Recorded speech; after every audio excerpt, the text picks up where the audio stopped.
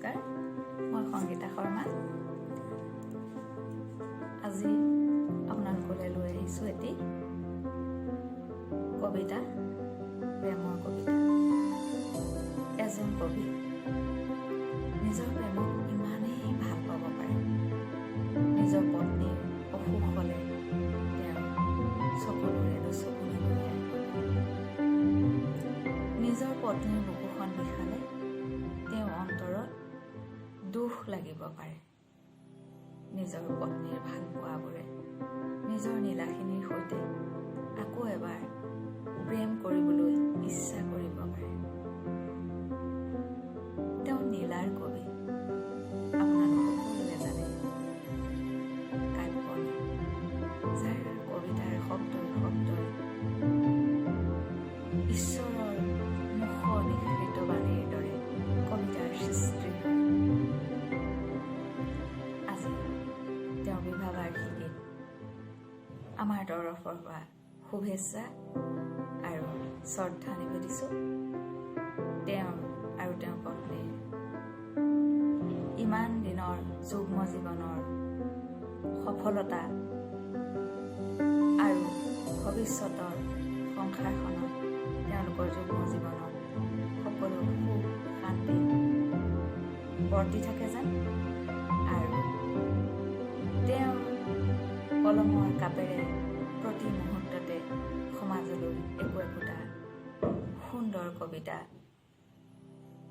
নিগৰি আহি থাকে যেন, তাৰ কামনাৰে আপোনালোকৰ আগত কাব্যনীল ছাৰৰ এটি কবিতা বিবাহ বাৰ্ষিকী উপলক্ষে, তেওঁৰে কবিতা প্ৰেমৰ বৰ্ণিল বাটে বাটে, এয়া আপোনালোকৰ আগত আগবঢ়াইছোঁ। প্ৰেমৰ বৰ্ণিল বাটে বাটে। তোমাৰ ঘন কলা মেঘালী চুলি, লাজুক চাৱনী, দুপাৰী চিকচিকীয়া দাঁতৰ ফাঁকেৰে ওলাই অহা গুলপীয়া হাঁহি, প্ৰথম প্ৰেমৰ প্ৰস্তাৱ দিছিলোঁ। তেতিয়াৰ পৰা তুমি বিষণ্ণ হলে বুকু কঁপিছিল। গোটেই ৰাতি চকুৰ সন্মুখেৰে মাথো অহা যোৱা কৰিছিল এখন নিখুঁত প্ৰতিমাৰ ছবি। এদিন এপাহ গোলাপৰ পাহিত চিঠিৰে লিখি দিলোঁ, মই তোমাক ভাল পাই পেলালো। বহু সাহসত গৰ্বৰে কিতাপৰ ভাঁজত হৃদয়ৰ গোলাপ গুজি দি আৰম্ভ কৰিছিলোঁ প্ৰথম প্ৰেমৰ বিনিস্তুতি। তোমাৰ চকুৰ মুদ্ৰা ইংগিত মই বুজিছিলোঁ, কত কিমান নামেৰে বিশেষণ দি ৰঙা নীলা ছবি আঁকি সজাইছিলোঁ চিঠিৰ ভাঁজ। সেইবোৰ নষ্টালজি। মনত পৰিলে আৰু এবাৰ প্ৰেমত পৰিবৰ মন যায়। সেই একেখনেই মুখ, য'ত আৰম্ভ শাৰী শাৰী কবিতাৰ স্তৱ, ৰূপ মাধুৰ্য লাৱণ্য ছন্দৰ কাৰুকাৰ্য। তোমাৰ ভিতৰৰ পৰা যেন কবিতা নিজৰি আহে। অনুভৱ অনুভূতিবোৰে প্ৰেমৰ স্পৰ্শত প্ৰাণ পাই উঠে। যেন শেষ কৰিব নোৱাৰা দীঘল পৃষ্ঠা।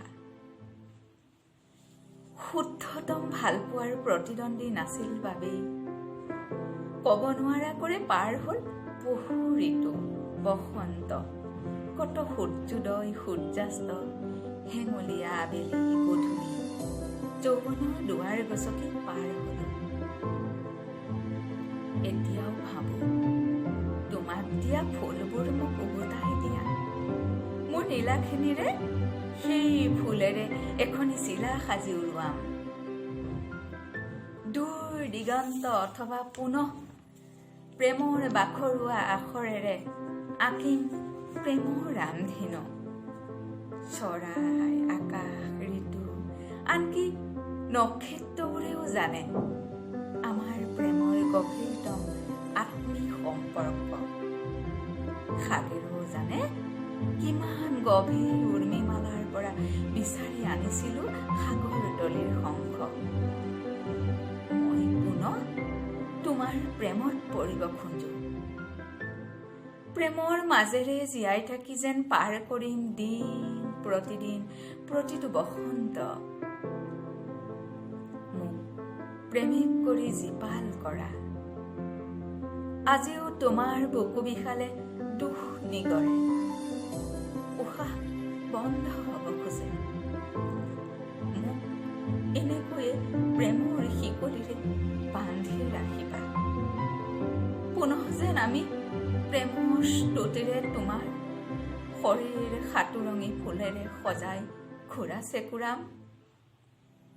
পাৰ্ক ৰেষ্টুৰাঁত বহি প্ৰেমত মস্কুল হৈ গোলাপী হ'ম। ঋতুৱে ঋতুৱে প্ৰসাৰিত কৰিম প্ৰেমৰ দুহাত।